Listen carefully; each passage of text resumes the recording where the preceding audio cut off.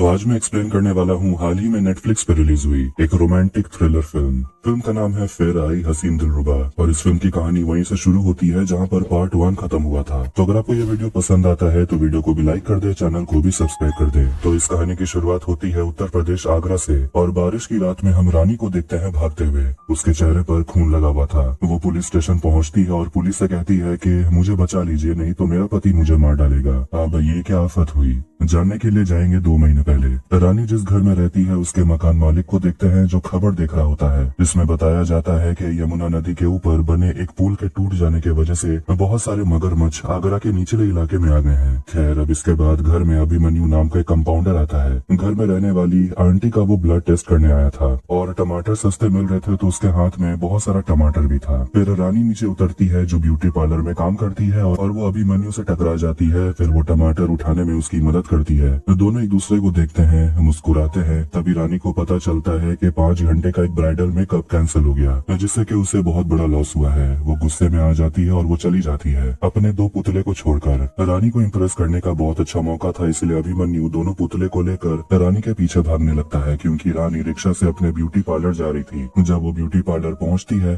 तब अभिमन्यु भी पहुँच जाता है और उसका दोनों पुतला उसे लौटा देता है। रानी उसे थैंक यू कहती है और कहती है कि आप इतनी दूर आए ये देने के लिए। वो कहता है नहीं, मैं तो यहीं आ रहा था और सामने में एक कफन का दुकान था जहाँ वो इशारा कर रहा था। खैर, रानी पार्लर के अंदर चली जाती है अपने कस्टमर को संभालने के लिए। सुबह से शाम होने को है लेकिन वो देखती है कि अभी भी अभिमन्यु बाहर ही बैठा हुआ था। बारिश होने लगती है इसीलिए वो छतरी लेकर बाहर निकलती है। अभिमन्यु उसे डायरेक्ट पूछ लेता है, क्या आप मेरे साथ फिल्म देखने चलेंगे? रानी कुछ बोल नहीं पा रही थी, तभी वो अपने सामने रीशु को देखती है और अभिमन्यु को हाँ कह देती है। जिसके बाद रानी और रीशु एक दूसरे को देखते हैं और अब दोनों अलग अलग रहते हैं। रीशु की बात की जाए तो वो पिज्जा डिलीवरी का काम करता है और वो अपने कटे हुए हाथ पर एक नकली हाथ लगाता है। पुलिस से बचने के लिए दोनों अभी भी अलग रहते हैं, लेकिन उम्मीद यही है कि दोनों की love story happily ever after पर खत्म जरूर होगी। ऋषु जो रवि बन गया है वो एक ट्रैवल एजेंसी में जाता है और रानी का दिया हुआ उसे पैसा देता है और वो एजेंट बताता है कि वो दोनों को थाईलैंड भेज देगा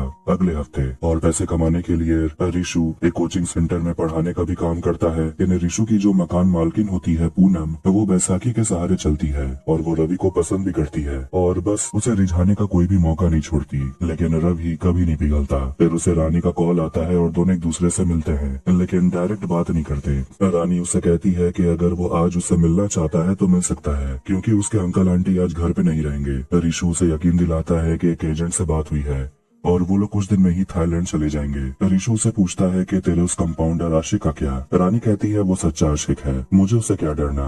ऋषु कहता है पर तू तो बदचलन है। अभिमन्यु की बात की जाए तो वो शाम के 6 बजे तैयार होकर सिनेमा हॉल पहुंच जाता है और रानी का इंतजार करने लगता है। लेकिन रानी ऋषु के साथ घर पहुंच गई थी और दोनों वहां पर बहुत एंजॉय करते हैं। और कुछ समय के बाद रानी अपने आंटी के बाल रंग रही थी और टीवी पर दिखाया जा रहा था कि मगरमच्छ आगरा के गली तक पहुँच गया है। फिर वहाँ पर दोनों हाथों में टमाटर का थैला लिए अभिमन्यु पहुंच जाता है और जब वो सिनेमा की बात करता है तो रानी उसे माफी मांगने लगती है और कहती है सॉरी, मैं एकदम भूल गई थी। अभिमन्यु कहता है कोई बात नहीं और कहता है अगले हफ्ते उसके साथ सिनेमा देखने चलने। फिर बाजार में रानी और ऋषु एक दूसरे से डिस्टेंस बनाकर ही बात कर रहे थे। रानी को बहुत बुरा लग रहा था कि वो अभिमन्यु के साथ सिनेमा देखने के लिए नहीं गई। तभी एक चोर आता है और रानी का पर्स लेकर भागने लगता है। ऋषु और रानी दोनों उस चोर के पीछे भागते हैं, लेकिन वहाँ पर पुलिस पहुँच जाती है और एक पुलिस चोर के पीछे भागने लगता है। तभी रानी की नजर पड़ती है एसीपी किशोर पर और वो अपना मुंह छुपाने लगती है। कुछ समय के बाद एसीपी किशोर रानी के घर तक पहुंच जाते हैं और रानी उनसे कहने लगती है कि आखिरकार आपने मुझे ढूंढ ही लिया। एसीपी बताते हैं कि दिनेश पंडित की किताब पढ़ी थी मैंने, क्लाइमेक्स तो बहुत ही जबरदस्त था, कैसे अपनी पत्नी को बचाने के लिए पति ने अपना हाथ काट दिया। रानी घबराने लगती है और वो रानी को उसका पर्स लौटा देता है और कहता है कि भूतकाल से कोई है जो आपको ढूंढ रहा है। रानी इस बारे में ऋषि को बता देती है और ये भी बताती है कि उसने दिनेश पंडित वाला किताब पढ़ा है, मगर ऋषि उसे समझाता है कि वो सिर्फ तुम्हें डरा रहा है, उसके पास कोई सबूत नहीं है। दोनों सिनेमा हॉल आए हुए थे लेकिन वहाँ पर किशोर भी होता है, जिसे देखकर रानी डर गई थी और वो समझ गई थी कि पुलिस उसका पीछा कर रही है। इसलिए ऋषु अपना फोन तोड़ देता है और सिम को फ्लश कर देता है। रानी उसे फोन करती है तो फोन नहीं लग रहा था और वो उसके घर भी जाती है तो देखती है कि घर बंद था। जब रानी अपने ब्यूटी पार्लर पर काम कर रही थी तभी उसके दुकान के सामने एक कचरे का ट्रक खड़ा था। वो कहती है इसे हटाने के लिए, तभी वो ट्रक के पीछे में दिनेश पंडित के किताब का लिखा हुआ एक लाइन देखती है और वो ड्राइवर से पूछती है, आप दिनेश पंडित के फैन है क्या? ड्राइवर कहता है नहीं, कोई पागल था जिसने कहा था ये लाइन लिखकर आपके दुकान के सामने खड़े हो जाने के लिए। रानी समझ आती है ये ऋषु था और वो घर पे आकर दिनेश पंडित वाला किताब खोलकर पेज निकाल कर पढ़ने लगती है जिसमें वही लाइन लिखा हुआ था। और आखिर में एक फोन बूथ में ऋषु रानी से बात करता है और उसे कहता है कि अगले हफ्ते वो लोग थाईलैंड के लिए निकल जाएंगे। मगर रानी बहुत ज्यादा डरी हुई थी क्योंकि हर जगह पुलिस पीछा कर रही है। ऋषु से कहता है हिम्मत दिखाने, पुलिस के पास कोई सबूत नहीं है। अगले दिन रानी को पुलिस स्टेशन बुलाया जाता है और किशोर उससे बात करता है, पूछता है कि नैतिक वर्मा के साथ आपकी बहुत बात होती है, कौन है वो, दोस्त है या लवर है? रानी बस सवाल को टालते रहती है और जवाब ढंग से नहीं देती। फिर वो दिनेश पंडित के बारे में कुछ कहने लगती है तो किशोर हंसता है और कहता है कि आप आखिरकार पंडित जी को बीच में ले ही आई। रानी कहती है लाना तो पड़ेगा क्योंकि 30 साल पहले ऐसे ही पुलिस स्टेशन से उन्हें बेइज्जत करके निकाल दिया गया था और वो अपने अपमान का बदला किताबों के जरिए ले रहे हैं और उनके हर कहानी में हार पुलिस की ही होती है। फिर वहाँ पर डीएसपी मृत्युंजय आते हैं और वो रानी से कहता है कि हम आपके रिश्तेदार हैं, लेकिन रानी उसे नहीं पहचानती और वो अपना परिचय देता है कि वो ऋषु के माँ के बहन के पति का बहन का पति के भाई है। कहने का मतलब ये है कि वो नील का सगा चाचा है। रानी घबराने लगती है और मृत्युंजय कहता है कि आपके लिए नील आपके पति के दूर का भाई होगा, लेकिन मेरे लिए वो जिगर का टुकड़ा था, मेरा भतीजा। और किशोर के कहने पर अब मृत्युंजय इस केस को संभालेगा। वो रानी से पूछता है नैतिक के बारे में और पूछता है कि आखिर वो इतना ट्रैवल एजेंट को फोन क्यों करता था। रानी कहती है मुझे क्या पता, हो सकता है उसे घूमने का बहुत शौक होगा। मृत्युंजय को पता है कि ऋषु आगरा में ही है क्योंकि रानी आगरा में अकेले नहीं रह सकती। रानी कहती है कि मैं आजकल की इंडिपेंडेंट लड़की हूँ, मैं अकेले खुद को संभाल सकती हूँ। मृत्युंजय हंसता है और कहता है कि लोग मुझे कठफोड़वा कहते हैं क्योंकि जब तक कठफोड़वा मार मार कर पेड़ में छेद नहीं कर देता तब तक वो रुकता नहीं। मतलब कि मृत्युंजय रानी को इतनी आसानी से छोड़ने वाला नहीं है और वो कह देता है कि ऋषु से जब मिलिएगा तो उसे बोल देना कि मोन्टू चाचा लौट आए हैं। मृत्युंजय के कहने पर पूरी पुलिस फोर्स आगरा में ऋषु को ढूंढने लग जाती है और उस इलाके में वो जाकर ढूंढने लगते हैं जहाँ पर रानी का आने जाना होता था। ऋषु जैसे ही उस ट्रैवल एजेंसी में पहुंचता है देखता है कि वहां पर पहले ही पुलिस पहुंच चुकी थी और वो लोग एजेंट को अरेस्ट करके ले जाते हैं। दूसरी तरफ किशोर उस घर में पहुंचता है जहां ऋषु छुपा हुआ था और वो मकान मालकिन पूनम को उसका फोटो दिखाकर पूछता है कि ये आदमी यहाँ रहता है क्या। पूनम कहती है कि रुकिए मैं 2 मिनट में आती हूँ। फिर वो ऋषु के कमरे में जाती है और बता देती है कि पुलिस आई है बाहर और पूछ रही है कि क्या मैं इस आदमी को जानती हूँ। आप कहोगे तो मैं बता देती हूँ कि मैं नहीं जानती। ऋषु घबराया हुआ था और पूनम बाहर आकर पुलिस को बता देती है कि वो इस आदमी को नहीं पहचानती। पुलिस चले जाते हैं। रात के समय छुप छुप कर ऋषु रानी से मिलने के लिए जाता है और वो बहुत घबराया हुआ था क्योंकि उसके मोन्टू चाचा शहर के डीएसपी बन के आ गए हैं और वो रानी से कहता है सब कुछ खत्म हो गया, उसने ट्रैवल एजेंट को भी पकड़ लिया।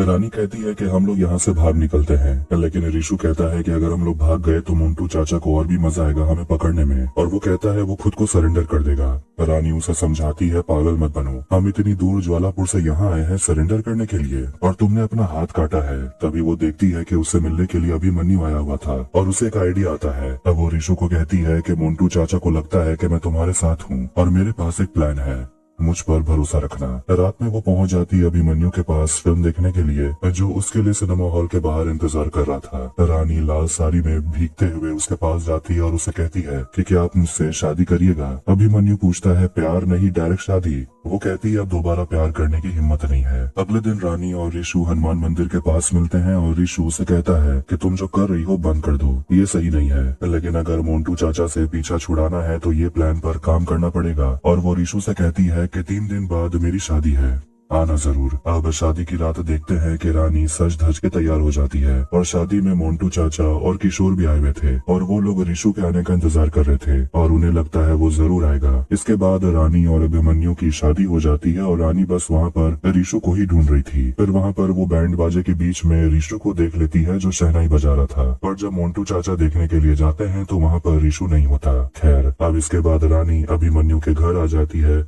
और दोनों वहाँ थोड़ा करीब आने लगते हैं, लेकिन रानी रुक जाती है और कहती है तुम्हारे पास विस्की है क्या। दोनों ड्रिंक करते हैं और बातें करते हैं और वो उसे पूछती है क्या तुम दिनेश पंडित को जानते हो। अभिमन्यु कहता है नहीं। रानी कहती है मुझसे मिलने से पहले ऋषु भी नहीं जानता था। अभिमन्यु बताने लगता है कि वो 7 साल का था जब उसके पापा मम्मी का देहांत हो गया। उसके परिवार में बचे थे सिर्फ उसके चाचा चाची और उनके दोनों बच्चे। जब वो 20 साल का था तो उन चारों का भी देहांत हो गया। अकेला अभिमन्यु बचा था और उसे कंपाउंडर की नौकरी मिल गई। लेकिन उसमें भी उसे बिल्कुल भी इंटरेस्ट नहीं था। उसने कई बार खुद को खत्म करने का भी सोचा, लेकिन एक दिन उसने क्लिनिक में रानी को देखा। रानी को देखकर अभिमन्यु की दुनिया ही बदल गई। खैर, अब अगले दिन दोनों एक साथ रहने लगते हैं, एक दूसरे की मदद करते हैं, एक दूसरे को समझने की कोशिश करते हैं। और रानी पुलिस से बस छुपते फिरती है। फिर वो एक दिन पिज्जा मंगाती है और पिज्जा डिलीवर करने के लिए ऋषु आता है। दोनों एक दूसरे को देखकर काफी खुश थे और अभिमन्यु कहता है, मैंने तो पिज्जा नहीं मंगाया। रानी कहती है, मैं आपको सरप्राइज करना चाहती थी। फिर वो लोग एक रात सांप सीढ़ी का गेम खेल रहे थे जिसमें अभिमन्यु हार जाता है। अभिमन्यु कहता है, मैं तो लाइफ के गेम को जीतना चाहता हूँ। रानी कहती है कि मैं तुम्हारे लिए छत से नीचे कूद जाऊंगी, लेकिन प्यार मुझसे नहीं होगा। फिर वो उसे दिनेश पंडित का किताब देती है और अगले दिन पूनम ऋषु को दरवाजे की तरफ करके उसे किस करने की कोशिश करती है, लेकिन रानी ये सब कुछ देख लेती है। पूनम ऋषु से कहती है, पता है मेरा पैर कैसे टूटा? अपने एक्स बॉयफ्रेंड के लिए सेकंड फ्लोर से छलांग लगा दी थी मैंने। उसके बाद वो रानी से मिलने जाता है और कहने लगता है कि पूनम मुझे ब्लैकमेल कर रही है। तो आखिर मैं क्या करता, मैं तो उसे दूर ही कर रहा था। रानी फ्रस्ट्रेट हो गई थी और सोचती है कि क्या लगता है कि वो लोग एक साथ कभी रह पाएंगे। ऋषु से कहता है कि चाहे अब अपना सर ही क्यों न कटवाना पड़े, मैं वो भी करूंगा, और वैसे भी मैं तुम्हारे लिए क्रिमिनल तो बन ही चुका हूँ। रात में वो बहुत पी हुई थी और जब अभिमन्यु उसे मिलने के लिए आता है तो वो उसके सामने कुछ भी कहने लगती है और ये भी कह देती है कि वो तो बस अपने प्यार के साथ रहना चाहती थी, लेकिन इन सब में अभिमन्यु को वो धोखा दे रही है। अभिमन्यु ये सुनकर हैरान हो गया था। रानी नशे में धुत थी, इसीलिए अभिमन्यु उसे बिस्तर पर लाकर सुला देता है। अगली सुबह जब वो जागती है तो अभिमन्यु उसे अपना फोन देता है और कहता है, ऋषु को फोन लगाइए। फिर हम देखते हैं कि मेले में वो ऋषु से मिलता है और उसे कहता है कि मैं आपकी मदद करूंगा ताकि आप लोग इस शहर से निकल जाइएगा, मैं पुलिस को संभाल लूंगा। ऋषु पूछता है कैसे, तो वो कहता है क्योंकि मैं कंपाउंडर हूँ, डीआईजी से लेकर सबके घर में आना जाना होता है मेरा, सबके राज जानता हूँ मैं। ऋषु से पूछता है कि आप हमारी मदद क्यों कर रहे हैं, तो वो कहता है कि वो रानी से प्यार करता है, भले ही वो उसके साथ नहीं रह पाएगी, कम से कम रानी तो ऋषु के साथ रह पाएगी जिससे वो प्यार करती है, और उसी में अभिमन्यु खुश रहेगा। और अगर रानी का मन भर जाए तो वो वापस अभिमन्यु के पास आ सकती है। ऋषु थोड़ा नाराज हो गया था। खैर, अब इसके बाद अभिमन्यु अपने क्लिनिक के कमरे में ऋषु को रहने के लिए जगह देता है और कहता है कि आप 2 दिन के बाद थाईलैंड निकल जाइएगा, आज संडे है, आज कोई नहीं आएगा। रानी अभिमन्यु से सॉरी कहती है। अपने लव स्टोरी को पूरा करने के लिए वो उससे फंसा रही थी, लेकिन वो कहता है कोई बात नहीं, बस मेरे साथ एक आखिरी बार सिनेमा देख लीजिए। रानी मान जाती है। फिर हम देखते हैं कि पूनम ऋषु का पीछा करते करते उसके नए ठिकाने तक, मतलब कि अभिमन्यु के क्लिनिक तक पहुंच जाती है। फिर वो उसके करीब आने लगती है और ऋषु उसे कहता है कि मुझे बस 1 महीने का टाइम दो, उसके बाद मैं खुद आकर तुमसे मिलूंगा। पूनम के जाने के बाद वहाँ पर अभिमन्यु आता है और वो ऋषु के लिए मटर पुलाव लेकर आया था और वो अंदर में गजरे को स्मेल कर पा रहा था और पूछता है, क्या कोई औरत आई थी क्या यहाँ पर? ऋषु कहता है, हाँ, पूनम आई थी, वो उसकी मकान मालकिन है। अभिमन्यु पूछता है, वो आपसे क्या चाहती है? ऋषु कहता है, वो मुझे चाहती है, जिस पर दोनों ही हंसने लगते हैं। अभिमन्यु पूनम का पूरा नाम जानना चाहता है, मगर ऋषु उसे भरोसा दिलाता है कि वो उनके प्लान में टांग नहीं लड़ाएगी। अभिमन्यु को लगने लगता है कि यहाँ कोई और भी आया था। ऋषु घबराने लगता है और कहता है कोई भी तो नहीं आया था, लेकिन वहाँ पर जूते पे लगे हुए मिट्टी पड़े हुए थे और इसीलिए अभिमन्यु समझ जाता है कि ऋषु कुछ छुपा रहा है। खैर, अभिमन्यु रानी को यमुना नदी घुमाने के लिए लाता है और रानी कह रही होती है कि सुना है कि यहाँ पर मगरमच्छ है, लेकिन शायद वो ब्रिज के नीचे वाले जगह में होंगे, पुलिस ने तो वहाँ पर बैरिकेड लगा दिया है। अभिमन्यु पूछता है कि आपको क्या लगता है कि मगरमच्छ को पुलिस रोक पाएगी? ये पूरा नदी उनका ही तो इलाका है। उस मिट्टी के बारे में अभिमन्यु कहता है कि ये राजगीर जंगलों की मिट्टी है जहाँ पर वो जहरीला सांप मिलता है, जिसके काटने से अभिमन्यु की पूरी फैमिली खत्म हो गई थी। और यहाँ पर अभिमन्यु रानी को बता रहा होता है कि मेरे चाचा ने मेरे पापा को बिजनेस में धोखा दिया और इसीलिए मैंने उनके पूरे परिवार को खत्म कर दिया, क्योंकि मुझे धोखा बर्दाश्त नहीं होता और मैंने तो आपसे सच्चा प्यार किया है। इधर भी ऋषु बहुत ज्यादा घबरा रहा होता है क्योंकि उसे समझ आ गया था कि अभिमन्यु बिल्कुल उसी की तरह सनकी है और वो रानी को नुकसान पहुँचा सकता है। इधर रानी बहुत ज्यादा डरी हुई थी। खैर, वहाँ तो अभिमन्यु रानी को कुछ नहीं करता और वो सही सलामत घर वापस आ जाते हैं। और वहाँ वो दिखाता है कि वो दिनेश पंडित का बहुत बड़ा फैन है, क्योंकि उसके पास पंडित जी के किताब का बहुत सारा कलेक्शन था, खासकर उस कहानी का फैन जिस किताब पर रानी की जिंदगी बेस्ड है, जिससे इंस्पायर होकर रानी और ऋषु ने नील को ठिकाने लगाया था। अभिमन्यु से कहता है, हम तो बिल्कुल आप दोनों की टक्कर के हैं, अब देखना ये होगा कि पंडित जी का सबसे बड़ा फैन आप है या हम। पहली बार रानी को क्लिनिक में जब उसने देखा था तो उसके हाथों में वो पंडित जी के किताब को नोटिस कर चुका था और उसे रानी से लव एट फर्स्ट साइट हो गया था। अब इसके ठीक तुरंत बाद रानी पुलिस स्टेशन पहुंच जाती है और उनसे कहने लगती है कि मेरा पति मुझे मार डालेगा। रानी मृत्युंजय से कहने लगती है कि अभिमन्यु मुझे मार डालेगा, उसने अपने पूरे परिवार को मार दिया था। दिनेश पंडित की किताब को पढ़कर मृत्युंजय अपने बड़े भैया को कॉल करता है और कहता है कि नील के हत्यारे को घसीट कर आपके पास लाएंगे। फिर वो अपने लोगों से कहता है कि जाओ भाई, मैडम के दोनों पतियों को पकड़ के लाओ। इसके बाद पुलिस अभिमन्यु के घर और उसके क्लिनिक पहुंच जाती है, लेकिन उन्हें ना अभिमन्यु मिलता है ना ऋषु, पर उन्हें दिनेश पंडित की किताब का कलेक्शन मिल जाता है। किशोर को पता चलता है कि एक डेड बॉडी मिली है, जिसके बाद सभी लोग एक नदी किनारे पहुंचते हैं और वहां से वो लोग डेड बॉडी को निकालते हैं, जिसके पास एक ब्रीफ केस मिलता है और उसमें अभिमन्यु का आई कार्ड था और उन्हें पूनम की भी डेड बॉडी मिली है। इसलिए वो लोग रानी पर इल्जाम लगाने लगते हैं कि उसी ने अभिमन्यु और पूनम को मारा है, मगर वो कहती है मैंने नहीं मारा। किशोर पूछता है ऋषु कहाँ है, मगर वो कुछ नहीं बताती और इसीलिए उसे लॉकअप में बंद कर दिया जाता है। मृत्युंजय हवलदार मीना से पूछता है कितने घंटे के लिए इसे लॉकअप में बंद करके रख सकते हैं। तो वो कहती है सिर्फ 24 घंटे के लिए, उसके बाद मैजिस्ट्रेट के सामने पेश करना होगा। मगर मृत्युंजय कहता है कि आज शनिवार है और वो सोमवार को ही रानी को कोर्ट लेकर जाएगा। ऋषु के लिए रानी मार भी खा रही थी और उसे मार खाता देखकर मृत्युंजय सोचने लगता है कि दोनों तो बहुत तगड़े लवर हैं। फिर वो आरिफ से कहता है मीडिया में खबर फैलाने कि रानी को बहुत मार पड़ रही है, लेकिन आरिफ कहता है ऐसा करना सही नहीं होगा वरना हल्ला मच जाएगा। मृत्युंजय कहता है हल्ला ही तो मचाना है। अब न्यूज में दिखाया जाता है कि रानी के ऊपर डबल मर्डर का आरोप लगा है और इससे पहले भी वो एक मर्डर कर चुकी है, लेकिन वो बच के भाग निकली। न्यूज देखकर ऋषु काफी गुस्से में था और वो एक वीडियो बनाता है जिसमें वो सरेंडर करने के लिए मान जाता है, लेकिन उसके लिए उन्हें रानी को छोड़ देना होगा। और यही तो मृत्युंजय चाहता था कि जिस बिल में ऋषु छुपा हुआ है वहाँ से वो बाहर निकले, और उसका प्लान काम कर गया। इसके बाद मृत्युंजय और किशोर ब्रिज पर आकर अपना प्लान बनाने लगते हैं, जहाँ पर वो लोग ऋषु को पकड़ने वाले हैं। मृत्युंजय का प्लान है कि वहाँ पर वो रानी और ऋषु दोनों को मार देंगे और दोनों की कहानी यहीं पर खत्म कर देंगे। खैर अब रात के समय पुलिस रानी को लेकर पुलिस स्टेशन से निकलती है और ब्रिज के चारों तरफ पुलिस की टीम को तैनात कर दिया जाता है ऋषु को पकड़ने के लिए। आखिर में वहाँ ब्रिज के ऊपर ऋषु दिख जाता है। फिर वो लोग रानी को ऋषु की तरफ भेजने लगते हैं और उसके बाद वो लोग ब्रिज को सील कर देते हैं ताकि वो दोनों भागे नहीं। लेकिन तभी पुलिस में से एक आदमी आगे बढ़ने लगता है और किशोर घबराने लगता है कि अगर ऐसा हुआ तो हमारा प्लान चौपट हो जाएगा। एक कांस्टेबल मृत्युंजय को बताता है कि अभिमन्यु का डीएनए डेड बॉडी से मैच नहीं हुआ, मतलब कि वो डेड बॉडी अभिमन्यु का नहीं था।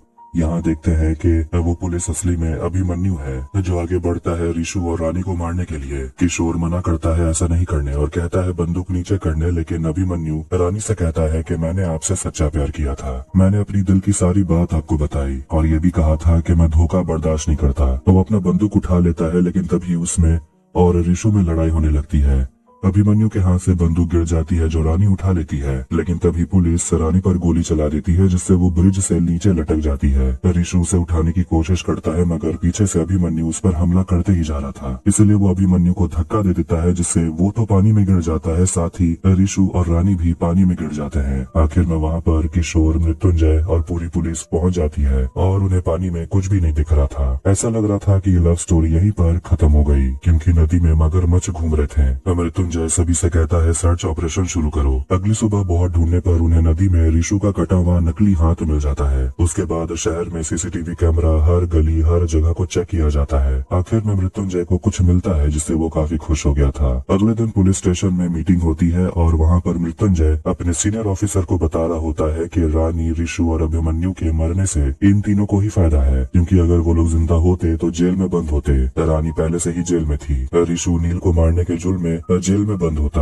और अभिमन्यु अपने चाचा चाची और अपने परिवार को मार डाला, इसलिए वो भी जेल में बंद होता। और लल्लन नाम का एक आदमी भी है जिसने अभिमन्यु को मर्डर वाले दिन सांप का जहर दिया था और उसी की डेड बॉडी उस दिन नदी के किनारे मिली थी। पूनम भी सारी सच्चाई जानती थी और इसीलिए उसे भी मरना पड़ा। एक और सीसीटीवी फुटेज मिला है घर के सामने का, जहां नदी से घर लौटने के बाद रानी और अभिमन्यु के घर में 15 मिनट के बाद ऋषु आता है और उन तीनों के बीच में कुछ तो हुआ था। और उसके बाद रात 10 बजे बारिश में दौड़ते हुए रानी पुलिस स्टेशन पहुंच गई। ऋषु और अभिमन्यु एक साथ बाहर निकलते हैं, मतलब कि उन तीनों के बीच कुछ तो हुआ था, वो लोग कुछ तो प्लान कर रहे थे। मगर उसके सीनियर ऑफिसर उसे कहते हैं कि अब इस केस को छोड़ो, मीडिया से बहुत प्रेशर है, इस केस को क्लोज करो। मगर किशोर मृत्युंजय से कहता है कि फाइल क्लोज करने से केस बंद नहीं हो जाता, सच को चाहे कितना भी छुपा ले एक दिन सच तुम्हें ढूंढ ही लेता है। अब कहानी जाती है 6 महीने के बाद और हम हिमाचल प्रदेश देवसर में रानी को देखते हैं जो बिल्कुल सही सलामत है। देखते हैं कि उसे रात में अभिमन्यु ने नदी से बाहर निकाल लिया था,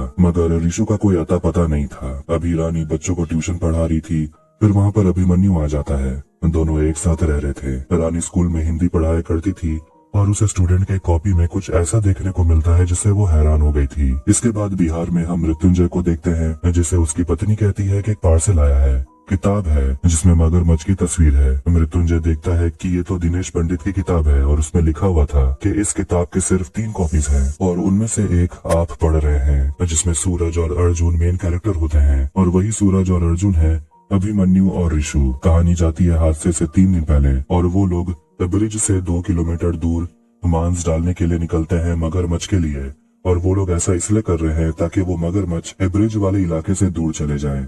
इसके बाद हादसे वाले दिन वो तीनों प्लान बनाकर पानी में कूद जाते हैं, लेकिन क्लाइमैक्स अभी भी बाकी है, जिसे जानने के लिए मृत्युंजय को तोता मैना लवर्स पॉइंट देवसर हिमाचल प्रदेश बुलाया जाता है। अभिमन्यु को भी एक पर्ची मिलती है जिसमें उसे भी तोता मैना लवर्स पॉइंट आने को कहा जाता है। अभिमन्यु उस जगह पहुंचता है तो वहाँ पर रानी पहले से ही मौजूद थी, जो बिल्कुल एकदम चट्टान के किनारे बैठी हुई थी। अभिमन्यु से कहता है ऊपर आने के लिए, मगर रानी उससे पूछने लगती है कि लल्लन और पूनम हमारे प्लान का हिस्सा नहीं थे, तुमने उन्हें क्यों मारा? अभिमन्यु कहता है कि मुझे वो दोनों रिस्की लगे इसलिए मुझे उन्हें हटाना पड़ा। फिर वहाँ पर मृत्युंजय पहुँच जाता है और कहता है कि अगर रानी को कूदना ही होता तो वो मुझे क्यों बुलाती। फिर हम उस रात के फ्लैशबैक को देखते हैं जब ऋषु रानी के घर पहुँच गया था और रानी अचानक से गिर जाती है। दोनों मिलकर रानी को होश में लाते हैं और अभिमन्यु उन्हें दिनेश पंडित का किताब दिखाता है, मगरमच्छ का शिकंजा, और कहता है कि अगर हम तीनों को जिंदा रहना है तो हम तीनों को मरना पड़ेगा। लेकिन रानी ये पागलपन फिर से दोहराना नहीं चाहती, मगर ऋषु उसे मना लेता है क्योंकि उसके मोंटू चाचू उन्हें छोड़ने वाले नहीं है। फिर देखते हैं कि जब वो तीनों पानी में कूद गए थे